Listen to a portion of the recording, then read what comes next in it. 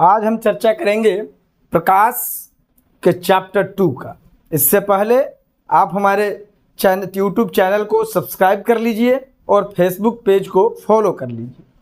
पिछले वीडियो में हमने आपको बताया था प्रकाश के नेचर के बारे में, प्रकाश के प्रकृति के बारे में, जिसमें प्रकाश पुंज तक यानी जिसे दल पुंज या अंग्रेजी में बीम ऑफ लाइट कहते हैं, वहाँ तक पढ़ाया गया था। इसमें आइए अब ऑप्टिकल मीडियम, जिसे आप हिंदी में प्रकाशीय माध्यम या प्रकाशिकीय माध्यम कह सकते हैं, वैसा माध्यम जिससे होकर प्रकाश का संचरण हो पाता है उसे हम प्रकाशीय माध्यम या प्रकाशिकीय माध्यम कहते हैं। इसे अंग्रेजी में ऑप्टिकल मीडियम कहते हैं। यानी वैसा कोई पदार्थ या वैसा कोई माध्यम जिससे होकर प्रकाश का संचरण हो पाता है, प्रकाश उससे होकर गुजर जाती है, उसे हम प्रकाशीय माध्यम कहते हैं। इसे अगर आप क्लासिफाइड करें, वर्गीकृत करें, तो 3 भाग में आप कर सकते हैं। पारदर्शी, जिसे आप अंग्रेजी में ट्रांसपेरेंट कहेंगे,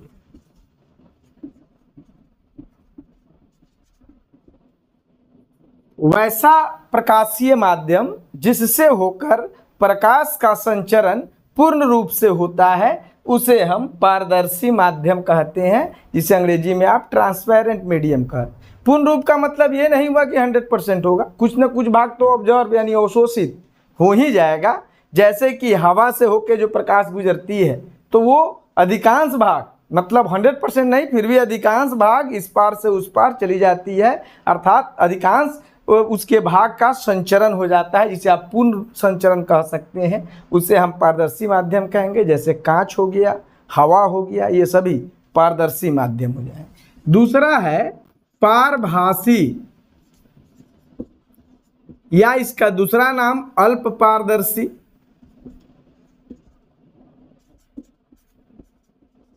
जिसे अंग्रेजी में आप ट्रांसलूसेंट कहेंगे।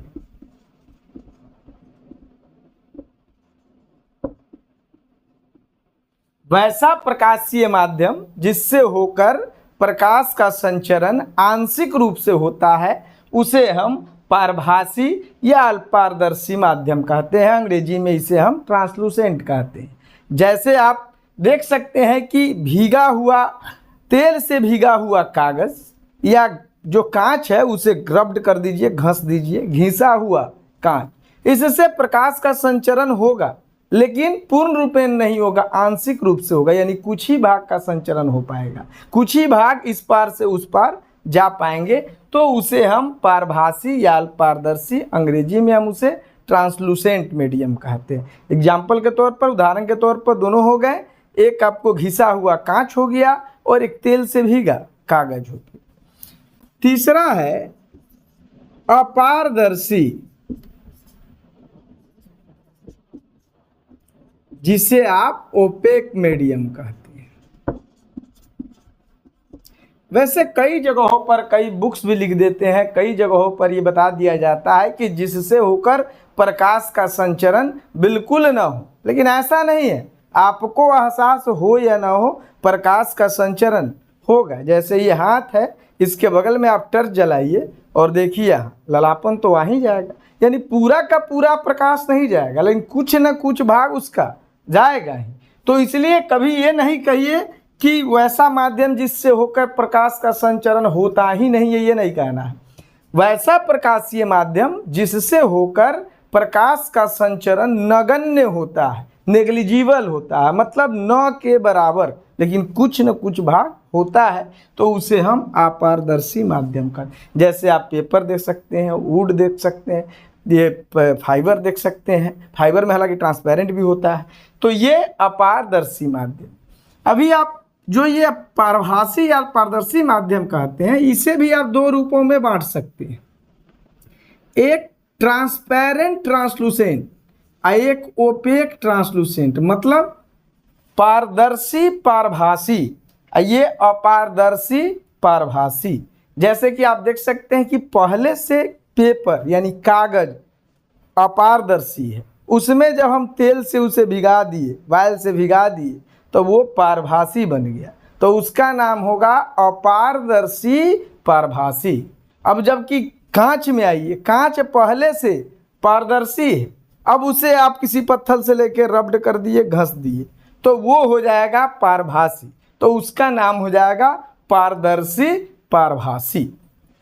इसी पारदर्शी पारभासी का एक और प्रयोग हम इस समय कर रहे हैं। अपने घरों के खिड़की में एक ग्लास लगाते हैं जिसमें आप ये कहते हैं कि एक तरफ से चीज़ें दिखाई देती हैं, दूसरी तरफ से चीज़ें दिखाई नहीं देती।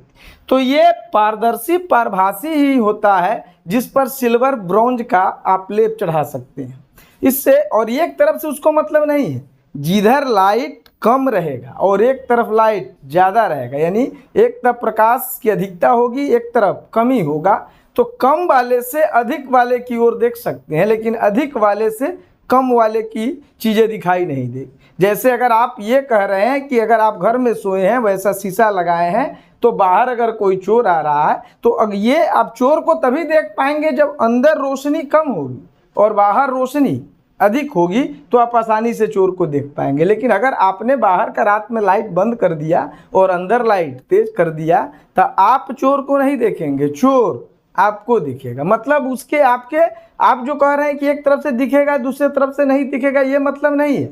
जिधर कम लाइट होगा उधर कम लाइट से ज़्यादा वाले लाइट में रखी वस्तु दिखाई देगी, ज़्यादा लाइट में रखी हुई वस्तु से कम लाइट में रखी हुई वस्तु दिखाई नहीं देगी। कई जगहों पर बाथरूम में भी वैसा ग्लास लगाया जाता है, लेकिन वो किसके लिए है? जो सेंसिटिव है, जो संवेदनशील है, कि जब वो बाथरूम में जाए तो बाथरूम का लाइट लो करे, बाहर का लाइट हाई करे, तब जाके वो सुटेबल हो सकता है। और जो कॉन्शस नहीं है, जो रिस्पॉन्सिबल नहीं है, उनके लिए वो ग्लास नहीं है।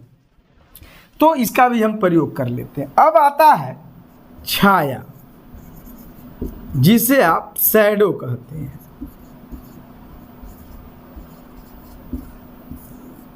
छाया का मतलब है जब प्रकाश की किरणें किसी अपारदर्शी वस्तु पर पड़ती है तो उसके बगल में एक अंधेरे क्षेत्र का निर्माण होता है जिसे हम छाया कहते हैं। यह प्रतिबिंब नहीं है, यानी इस छाया से किसी वस्तु का फोटो नहीं है, उससे पूरी उसकी केवल आकृति, एक रूपरेखा तैयार मिलेगा। छाया से किसी व्यक्ति को पहचानना संभव नहीं है।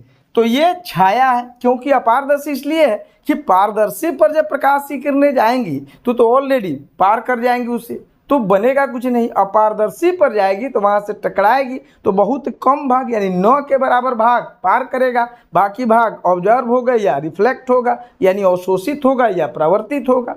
तो वैसी स्थिति में आपके बगल में एक अंधेरे क्षेत्र का निर्माण होगा जिसे आप छाया कहते हैं। और छाया 2 प्रकार के होती है, प्रछाया जिसे आप अम्बरा कहते हैं, और उपछाया जिसे आप पेनम्बरा कहते हैं। प्रछाया का मतलब और उपछाया का मतलब समझिए। प्रछाया का मतलब जिस छाया का निर्माण बिंदु प्रकाश स्रोत से होता हो, जैसे लालटेन, कैंडल, मोमबत्ती, इन सब चीज़ों से होता है जिस छाया का निर्माण, उसे हम प्रछाया कहते हैं। और यह हल्की या बहुत ज़्यादा डीप होती है, मतलब गड्ढा होता है लेकिन छोटा होता है। और ये है उपछाया।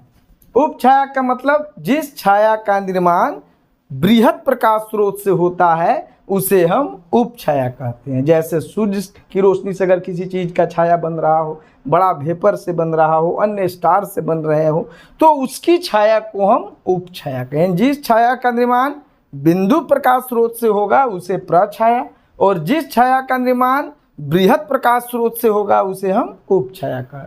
उपछाया लंबाई में, मतलब उसका जो लेंथ होगा बड़ा होगा, लेकिन हल्का, कलर पूरा ब्लैक नहीं होगा, हल्का ब्लैक होगा।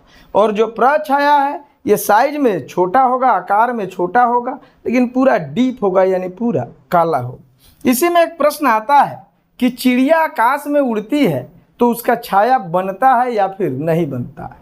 तो ये कन्फर्म है कि चिड़िया आकाश में उड़ेगी तो उसकी छाया बनेगी, लेकिन उसकी छाया किसके द्वारा बनेगी? सूर्य प्रकाश के द्वारा बनेगी। जाहिर है कि वो छाया उपछाया होगी, और उपछाया इतनी हल्की और इतनी लंबी होगी कि देखने वाले को यह अंदाज़ा नहीं लग पाएगा कि यह चिड़िया का छाया है या किसी दूसरी चीज़ का, लेकिन छाया बनेगी जरूर। वो उप छाया बनेगी, हल्की होगी और बहुत बड़ी होगी। आप 3 मंजिल 4 मंजिल छत पर चले जाएं, एक साधारण सा बुक लीजिए, उसे दिखाइए। बुक का छाया जब रोड पर बनेगा तो रोड से गुजरने वाले राहगीर ये देख के नहीं समझ पाएंगे कि ये बुक का छाया, उनको लगेगा कि बहुत बड़ा बिल्डिंग का छाया। उसी तरीके से चिड़िया का छाया नीचा जमीन पर बनता है, लेकिन इतना हल्का और इतना लंबा हो जाता है कि देखने वाले को यह एहसास नहीं हो पाता है कि ये चिड़िया का छाया। अब इसे देखने के लिए एक जगह आप जा सकते हैं, जिसे आप खेत कह रहे हैं, सरेह कह रहे हैं, वहाँ जाइए जहाँ बड़ा प्लांट ना हो, बड़े पौधे ना हो, छोटे छोटे पौधे हो, तेज़ धूप हो, और देखेंगे अचानक से ठंडा होना शुरू हो जाता है। तो 2 चीज़ों का हो सकता है। अगर वो ठंडा होना एकदम स्ट्रेट लाइन में आ रहा है, सीधी में आ रहा है, मतलब वो किसी न किसी बादल का उपछाया बन रहा है। अगर अचानक से कभी यहाँ ठंडा हो रहा है, कभी यहाँ ठंडा हो रहा है, कभी यहाँ ठंडा हो रहा है, तो जाहिर है कि वो चिड़िया का ही उपछाया है। अब आगे जो बाकी है, अभी प्रकाश चैप्टर में कई पार्ट होंगे, अब अगले वीडियो में मिलेंगे। धन्यवाद।